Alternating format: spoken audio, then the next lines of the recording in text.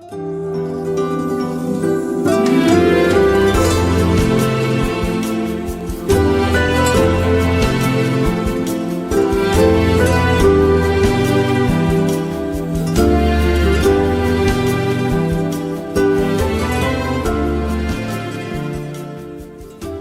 باقاعدہ تقریر کے لیے ایک عالم دین کو آپ کی خدمت میں پیش کرنا چاہوں گا، چونکہ ان کا رشتہ تعلیم و تعلم سے ہے۔ ون چینل پہ برابر ان کی تقاریر آپ سنتے رہتے ہیں، اور دوسری علمی خدمات عالم دین کے ذریعے سے آپ کے سامنے آشکار ہوتی رہتی ہیں۔ کسی شاعر کا ایک بند آپ کی خدمت میں پیش کرنا چاہتا ہوں کہ جاہل ہے اندھیروں میں بھٹکتا ہوا راہی۔ پوری توجہ سے سنیے گا۔ جاہل ہے اندھیروں میں بھٹکتا ہوا راہی، عالم ہے تو پڑھ لیتا ہے آیات الہی۔ جاہل کے زر و مال بھی ہیں وجہ تباہی، عالم ہے تو کرتا ہے فقیری میں بھی شاہی۔ عالم ہے تو کرتا ہے فقیری میں بھی شاہی، جاہل ہے تو حیوا کی طرح پیٹ بھرے گا، عالم ہے تو فاقے بھی سلیقے سے کرے گا۔ عالم ہے تو فاقے بھی سلیقے سے کرے گا۔ آئیے حضرات، انہی اشعار کی روشنی میں گزارش گزار ہوں حجت الاسلام والمسلمین عالی جناب مولانا سید محمد ذکی حسن صاحب، اسلامک اسکالر اینڈ ٹیچر، جامعہ امیر المومنین ممبئی سے، کہ وہ تشریف لائیں اور اپنے علمی اور نورانی بیان سے ہم سب کو مستفیض فرمائیں۔ تشریف لا رہے ہیں عالی جناب مولانا سید محمد ذکی حسن صاحب۔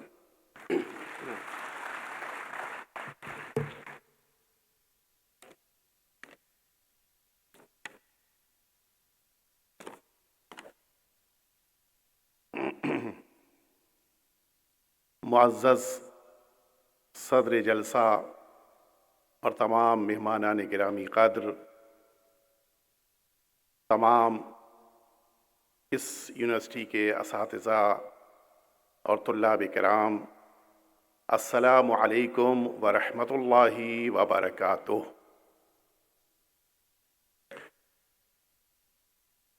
وقت محدود ہے اور مجھے گفتگو آپ کے سامنے طویل نہیں کرنی ہے، لیکن یہ ایک امتیاز ہے کہ جو اس نشست کو اور اس جلسے کو حاصل ہے، علی گڑھ یونیورسٹی ہے کہ جس کی ابتدا ہی میں مولا کا نام ہے، شہر علی گڑھ ہے جس کی ابتدا میں مولا کا نام ہے، علی ڈے منایا جا رہا ہے جس کی ابتدا میں مولا کا نام ہے، اور اس وقت وہ تمام عاشقان علی بیٹھے ہیں کہ جن کے دلوں میں علی کی محبت جلوہ فگن ہے۔ تو اب مجھے یہ جملہ کہنے دیجئے جو رسالت مآب نے یہ بات فرمائی ہے کہ ذکر علی عبادہ، تو جب مسلسل علی علی ہو رہا ہے تو مسلسل عبادت ہو رہی ہے،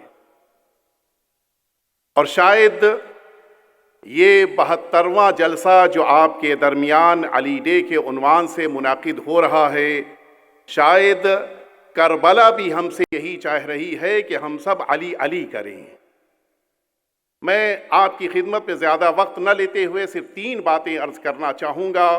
ایک مولا کی فضیلت سے متعلق، دوسرا مولا کی سیرت سے متعلق جملہ، تیسری بات جو آپ کی خدمت میں عرض کرنی ہے وہ ان بزرگان کی اجازت سے، ان اپنے چھوٹے بھائیوں چھوٹے بچوں سے۔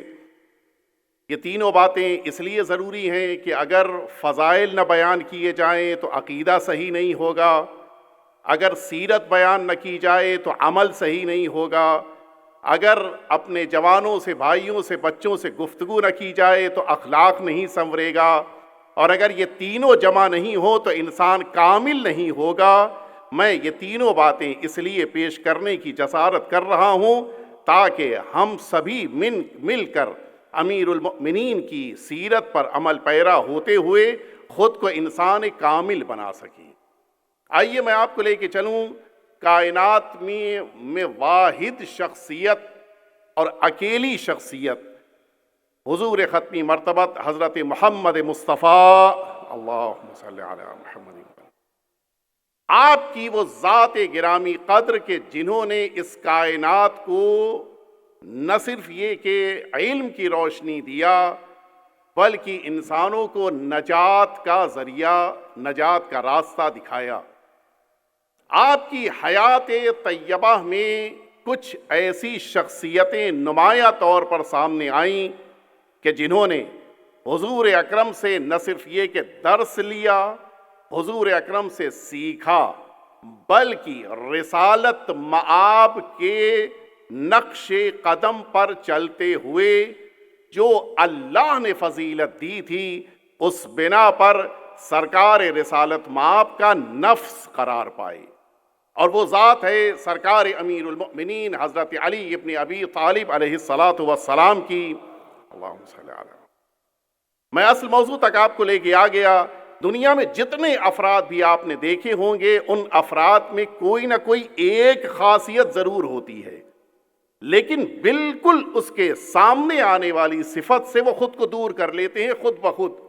مثال کے طور پر اگر کوئی ایک انسان ہے جو بہت بہادر ہے، پھر ظاہر ہے کہ اس کا سارا زور اس کے بازوؤں میں انگلیوں سے اوپر تک رہے گا، انگلیاں اس کی قلم تک لے کر جائیں اور قلم اٹھے اور کاغذ پر کچھ لکھے، یہ اس کے اندر یہ جذبہ نہیں پایا جائے گا۔ ایک انسان کہ جس کے اندر یہ جذبہ ہے کہ وہ بہترین عبادت گزار اللہ کا بن جائے تو خود بخود وہ دنیا سے دور ہو جائے گا، حکومت کرنا پسند نہیں کرے گا۔ ایک وہ انسان کہ جس کا عالم یہ ہو کہ بے پناہ گریا کرتا ہو، جب اللہ کی بارگاہ میں آ جائے تو جب مجمع میں لوگوں کے بیچ بیٹھا ہو تو پھر اس کے چہرے پہ مسکراہٹ نہیں دکھائی دے گی۔ یہ متضاد صفتیں ہیں جو انسان کے اندر ایک ساتھ نہیں جمع ہوتی، اور اسی طرح کی قس علی ذالک بہت ساری صفتیں ہیں، لیکن اللہ نے جس ذات کو کائنات کے لیے شاہکار بنایا اس ذات امیر المؤمنین کی شان یہی ہے کہ جو صفتیں بقیہ جگہوں پر ایک ایک کر کے دکھائی دیتی ہیں وہ تمام صفتیں مجموعی طور پر مولا کی ذات میں دکھائی دے رہی ہیں۔ نہ صرف یہ کہ امیر المؤمنین کی شان میں بزرگان نے جو جملے کہے، میں آپ کی خدمت میں صفی الدین حلی کا وہ جملہ جس کو بڑی اہمیت کے ساتھ شہید مطہری علیہ الرحمت اور رضوان نے بھی لکھا ہے کہ جمعت فی صفاتک الاضداد، اے امیر المؤمنین آپ کی ذات میں جو چیزیں بالکل اپوزٹ وہ سب جمع ہوئی ہیں۔ اس کے لیے جو مثال دی ہے بڑی اہم ہے، فرماتے کہ زاہد حاکم حلیم شجاع، زاہد بھی ہیں حاکم بھی ہیں۔ عام شکل میں ایسا نہیں ہوتا، حکومت مل جانے پر انسان کا زہد ختم ہو جاتا ہے، زاہد بن جانے پر انسان خود کو حکومت سے دور کر لیتا ہے۔ تاریخ میں مثالیں موجود ہیں۔ قرآن پڑھنے والے سے جس وقت لوگوں نے آ کر کہا کہ آپ کو حکومت کرنی ہے، قرآن بند کیا، مسجد سے باہر نکلے یہ جملہ کہتے ہوئے کہ ھذا فراق بینی و بینک، آج کے بعد سے میرا تمہارا قرآن سے کوئی رشتہ نہیں رہ گیا۔ یہ دنیا کی حکومت کے چاہت میں دن رات گزارنے والوں کی روش ہے، لیکن امیر المؤمنین کی ذات کا عالم یہ ہے جب مسند حکومت پر بیٹھیں گے تو انداز یہ ہوگا کہ کائنات کے ذرے ذرے تک کے لیے عادلانہ روش کو اختیار کرتے ہوئے وہ تمام حقوق کو عطا کریں گے کہ دنیا ششدر رہ جائے گی، اور جب اپنی نجی زندگی میں آ کر زاہدانہ زندگی گزار رہے ہوں تو اتنا مختصر غذا دنیا سے لیں گے کہ محسوس یہ ہوگا کہ یہ کائنات میں وہ انسان ہے کہ جس نے سب سے زیادہ کم اللہ کی نعمتوں کو استعمال کیا۔ یہ عجیب کیفیت ہے۔ لوگ حکومتیں مل جانے کے بعد اپنے گھروں کو سجاتے ہیں، امیر المؤمنین اپنا گھر نہیں بلکہ امت کا گھر سجا رہے ہیں۔ یہ وہ متضاد صفتیں ہیں امیر المؤمنین کی۔ حلیم شجاع، وہ انسان کہ جو بہادر ہوتا ہے اس کے وہاں برداشت کا جذبہ نہیں پایا جاتا، جو عمرو ابن عبدود جیسے ظالم کو زمین پر پٹخ دے، یہ شجاعت ہے۔ لیکن مقابل میں اگر گلے میں کسی موقع پر رسیاں بندھ رہی ہیں، اس موقع پر صبر کا مظاہرہ، اور وہی موقع ہوتا ہے کہ جس موقع پر انسان پہچانا جاتا ہے۔ غیروں نے اس لیے امیر المؤمنین کو مانا، اسی موقع پہ ایک غیر کھڑا ہے جس موقع پہ گلے میں امیر المؤمنین کے رسیاں دیکھیں، کہتا ہے کہ میں آج اس دین کی حقانیت کو پہچان گیا۔ جب اللہ کے دین کو ضرورت تھی تو میں نے دیکھا کہ انہی کے ہاتھ میں تلوار ہے اور سامنے کسی میں ٹکنے کی مجال نہیں ہے، اور آج جب دین الہی کو صبر کی ضرورت ہے تو صبر کا مظاہرہ اتنا زیادہ ہے کہ گلے میں ریسمان ظلم بندھی ہے لیکن زبان پر کوئی اعتراض کا جملہ نہیں ہے۔ یہ امیر المؤمنین کی ذات ہے، اور یہی وہ فضیلت ہے کہ جو ایک عام انسان کو اللہ سے قریب کر دیتی ہے۔ فرمایا ناسکن فاتکن، امیر المؤمنین جس موقع کے اوپر تلوار لے کے میدان میں اتر آئیں آپ کی شخصیت بے مثال ہو جاتی ہے، لیکن فاتکن جس موقع پر عبادت کے لیے مصلی پہ آ جائیں تو اب انداز یہ ہے کہ حضور پروردگار میں موجود یہ بندہ پروردگار کچھ اس انداز میں عبادتیں کر رہا ہے کہ اگر پیر میں لگا ہوا تیر بھی نکال لیا جائے تو محسوس نہ ہونے پائے۔ کیا عالم! فرمایا فقیر جواد، کبھی آپ نے یہ دونوں صفتیں ایک ساتھ نہیں دیکھی ہوں گی۔ نادار ہیں، بظاہر کچھ نہیں ہے، لیکن جواد ہیں، عطا کرنے والے ہیں، دینے والے ہیں۔ یہ عجیب صفت ہے۔ دنیا یہ سوچ رہی تھی کہ امیر المؤمنین کے پاس کچھ نہیں ہے، لیکن ہر مانگنے والا امیر المؤمنین ہی کے دروازے پہ آتا تھا۔ یہ امیر المؤمنین کی وہ صفت ہے جو ظاہری طور پہ امیر المؤمنین کے لیے دنیا نے دیکھا کچھ نہیں ہے۔ میں یہی امیر المؤمنین کی فضیلت کے ذریعے سے اس سیرت کی طرف آپ کو لے کے آنا چاہتا ہوں جو واقعاً دنیا میں بالکل منفرد ہے۔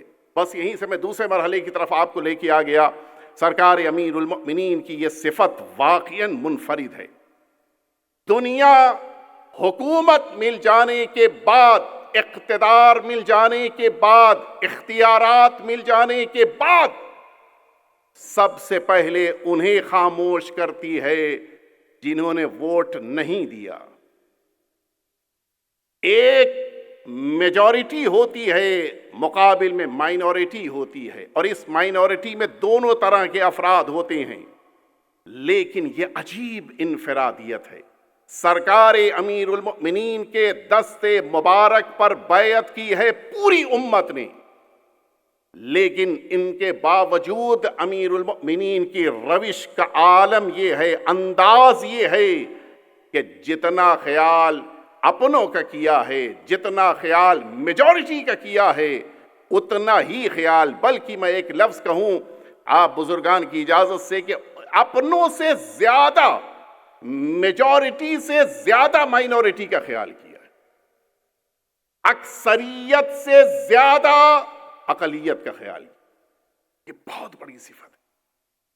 جن کے پاس ذرا بھی اختیار ہے وہ اس بات کو محسوس کر سکتے ہیں کہ انسان جن کو زیادہ تعداد میں دیکھ رہا ہو ان کی باتیں زیادہ قبول کرتا ہے۔ میں آپ کو لے کے چلوں سرکار امیر، جلدی جلدی اپنی باتوں کو مکمل کرنے کے لیے کچھ مثالیں آپ کی خدمت پہ عرض کروں، آپ محسوس فرمائیں۔ جس موقع کے اوپر اسی شہر کوفہ کی طرف آپ گامزن ہیں، میں جلدی جلدی عرض کر رہا ہوں، ظاہر ہے کہ یہ ساری باتیں وہ ہیں کہ جو مضمون میں آپ حضرات کے تک پہنچنی چاہیے، مضمون کی شکل میں کبھی کسی موقع پہ ضرور آئیں گی آپ کے سامنے، لیکن میں اشارتاً عرض کرتا چلوں، کوفے کی طرف رواں دواں ہیں۔ ایک غیر کہ جس کا تعلق امیر المؤمنین کے دین سے نہیں ہے، اللہ کو نہیں مانتا، رسول اللہ کو نہیں مانتا، امیر المؤمنین کی حکومت کو قبول نہیں کرتا، لیکن یہ بھی کوفے کے قریب کے علاقے کی طرف جا رہا ہے۔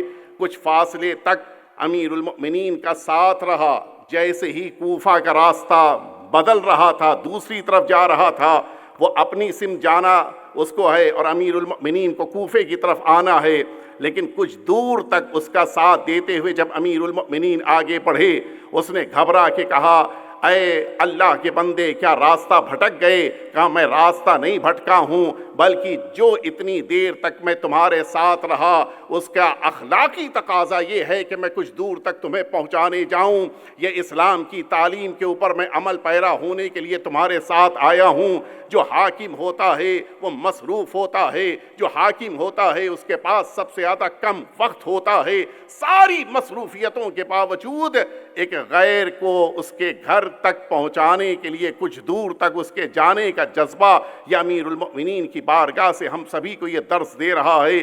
آؤ دیکھو، لوگ اقلیت کو اہمیت نہیں دیتے، امیر المؤمنین گھر تک پہنچانے جانے پہ تیار ہے۔ میں عرض کروں آپ کی خدمت میں، یہی سب سے زیادہ عجیب واقعہ جو میرے لیے بھی بڑی زیادہ حیرت کا موقع ہے، جس موقع کے اوپر اسی انبار شہر، عراق کا ایک شہر ہے، اس کو میں چاہوں گا میں اپنے ان دوستوں سے، اپنے ان جوانوں سے اس پر توجہ دیں۔ یہی انبار شہر کہ جس پر ایک شخص تاریخ میں جس کا نام بن عوف عامدی آیا ہے، یہ وہ انسان ہے کہ جس نے انبار شہر پر اس زمانے کی شام کی حکومت کے کہنے پر حملہ کیا۔ اس علاقے میں مردوں کے سامانوں کو چھینا، جتنے سامان، گھوڑے چھین لیے، تلواریں چھین لی، سب کچھ ہوا، لیکن ان سب کے درمیان ایک خاتون کے زیورات بھی اس نے چھینے، جبکہ یہ خاتون مسلمان نہیں تھی، یہ مائنورٹیز میں سے تھی۔ اب امیر المؤمنین کا جملہ سنیں، جس موقع کے اوپر کوفے میں، شہر کوفہ میں امیر المؤمنین آ چکے ہیں، آپ کو یہ خبر ملی کہ اس خاتون کو لوٹا گیا ہے۔ نہج البلاغہ میں یہ جملہ موجود ہے۔ جس موقع پہ آپ کو خبر ملی، آپ اپنے بیت الشرف سے اس انداز میں نکلے کہ غصے کا عالم یہ تھا کہ یہ ابا کہ جس کو دونوں طرف دوش پہ ہونا چاہیے، ایک طرف دوش پہ ہے، دوسری طرف زمین پہ خط کھینچتی ہوئی ہے۔ مولا اس جگہ پہنچے کہ جہاں کے اوپر مولا کو مجمع سے خطاب کرنا تھا۔ وہاں پہنچنے کے بعد مولا نے یہ جملہ نخیلہ پہنچنے کے بعد جملہ فرمائے کہ وَلَقَدْ بَلَغَنِي، غصے کا عالم یہ ہے کہ پورے طیش میں یہ جملہ فرما رہے ہیں کہ مجھ کو یہ خبر ملی ہے کہ ایک خاتون کے زیورات کو لوٹا گیا ہے، جبکہ یہ خاتون مسلمانوں کے درمیان پناہ گزین کے طور پہ، مائنورٹیز کے طور پہ رہ رہی تھی۔ فرماتے ہیں کہ اس ایک جرم کے مقابل اگر سارے مسلمان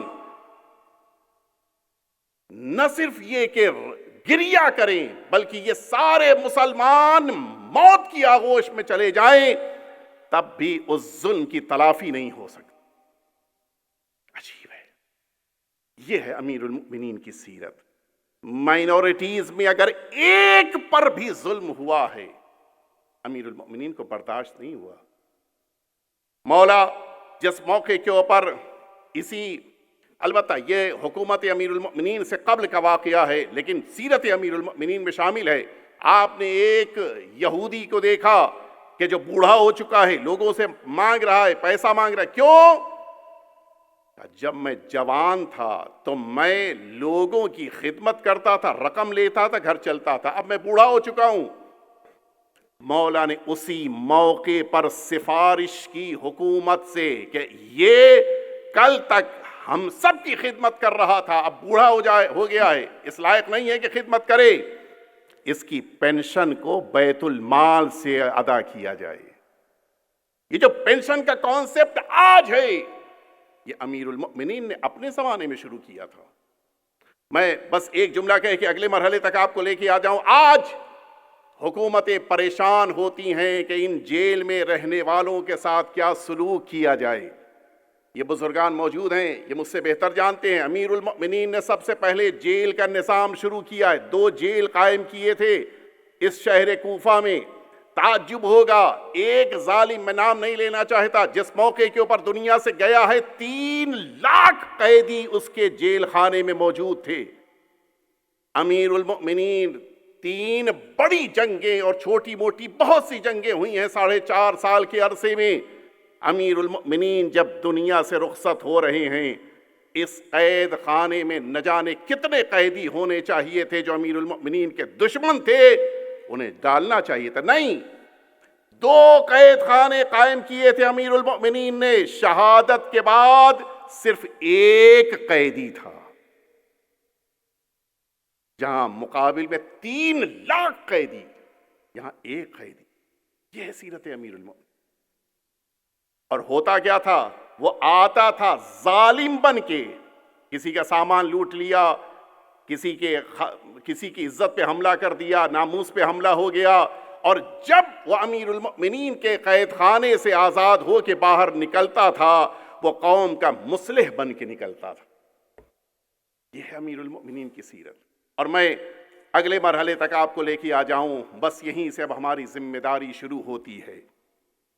اگر دنیا نے امیر المؤمنین کو نہیں پہچانا تو ہمیں پہچانوانا ہے.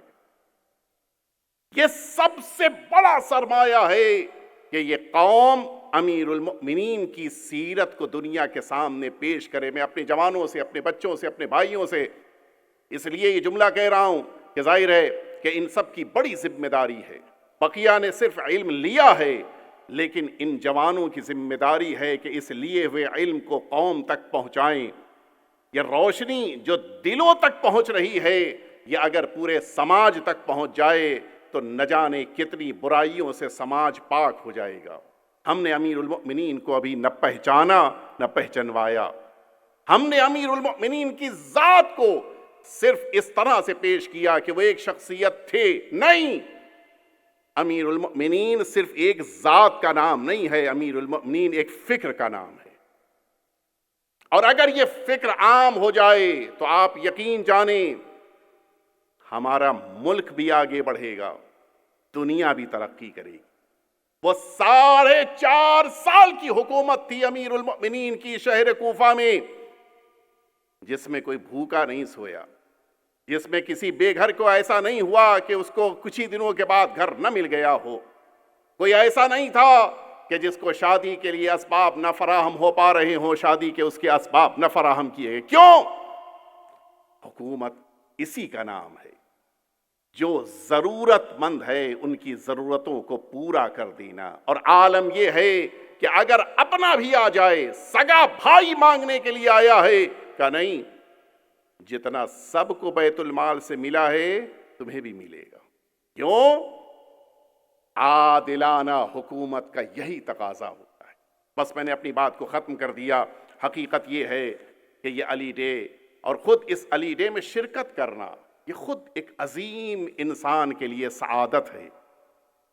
ہم سبھی اپنی جگہ اپنے اپنے طور پہ اس امیر المؤمنین کو یاد کر رہے ہیں کہ جنہوں نے اس انسانیت کا پرچم دنیا میں بلند کیا، کہ جن کی زندگی کا ایک ایک پہلو ہمارے لیے فخر کا ذریعہ ہے. امیر المؤمنین کی ذات بات پیغمبر، وہ عظیم ذات کہ جنہوں نے اس کائنات کو علم کی روشنی دیا. آج میں دیکھ رہا تھا، میں گیا، بڑی عظیم الشان شخصیت کہ جنہوں نے اس علی گڑھ یونیورسٹی کو قائم کیا. البتہ یونیورسٹی بعد میں بنی، لیکن ان کی زحمتیں، ان کی محنتیں، سر سید احمد خان اللہ اپنی رحمتیں نازل کرے. میں گیا ان کی قبر کے پاس، لکھا تھا کہ انا مدینۃ العلم وعلی بابھا. یہ کیوں یہ جملہ لکھا گیا؟ یہ بتانا ہے کہ جو اگلا فقرہ ہے اس کا، تاکہ انسان اس جملے کو سننے کے بعد اگلے فقرے تک آ جائے کہ انا مدینۃ العلم وعلی بابھا فمن اراد المدینۃ والحکمہ، جو چاہتا ہے کہ شہر میں داخل ہو فلیأتھا من بابھا، دروازے سے اندر آنا ہے. اور اسی لیے اگر آپ غور کریں، میں ایک جملہ کہہ کے بس اپنی بات کو مکمل کر رہا ہوں. امیر المؤمنین نے جن افراد کو اپنے ہمراہ رکھا یہ بھی ایک عزت ہے. امیر المؤمنین کے سب شاگرد تھے، یہ جتنے تھے یہ حضور اکرم صلی اللہ علیہ وآلہ وسلم کے بھی شاگرد تھے، اور امیر المؤمنین صلوات اللہ وسلامہ علیہ اللہم صلی علی محمد، یہ سب شاگرد تھے. ہمارے بزرگان موجود ہیں، اساتذہ کرام موجود ہیں. ہم بھی جس موقع کے اوپر اپنے سے کم عمر کو دیکھتے ہیں کیا کہتے ہیں؟ بیٹا کیسے ہو؟ ہم سب کا انداز ہوتا ہے. اپنے شاگرد کو کوئی اپنا دوست نہیں کہتا. نہیں پتا آپ نے توجہ دی نہیں دی؟ اپنے شاگردوں کو کوئی اپنا دوست، اپنا صدیق، اپنا صحابی نہیں کہتا. یہ صرف اسلام نے عزت دی. حضور اکرم نے اپنے شاگردوں کو اپنا صحابی کہا، امیر المؤمنین نے اپنے شاگردوں کو اپنا صحابی قرار دیا. یہ بہت بڑی بات ہے. یہ خود ایک اخلاق کا پہلو ہے، اس پر بھی ہمیں توجہ دینے کی ضرورت ہے. حضور اکرم کے بعد امیر المؤمنین کے جتنے ساتھی ہیں وہ سب پڑھے لکھے تھے. بس میں اسی جملے کو مکمل کر کے آپ تک بات کو ختم کرنا چاہ رہا تھا کہ امیر المؤمنین نے اپنے اصحاب کو علم دیا ہے، مال نہیں بانٹا، علم دیا۔ کیوں؟ اس لیے کہ اگر مال دے بھی دیتے تو وہ بس کچھ دنوں تک، زیادہ سے زیادہ قبر کے اوپر تک انسان کے کام آ جاتا۔